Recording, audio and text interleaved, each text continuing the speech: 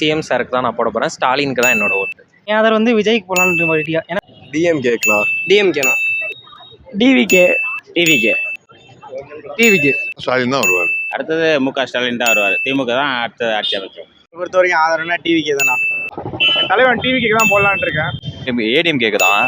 விஜய் அண்ணா TVK தான். டிவிகேக்கு support. அதுக்கேற்ற மாதிரி டிவிக்கே வந்து எதாவது நல்லதாக பண்ணாலும் ஓகே. என்னோட ஓட்டு டிஎம்கே. டிவிகேக்கு தான், விஜய்க்கு தான். விஜய் தான் நல்லா இருக்கும். டிஎம்கே தான். டிவிகே தான். டிவிகேக்கு தானா? டிவிகேக்கு தான்.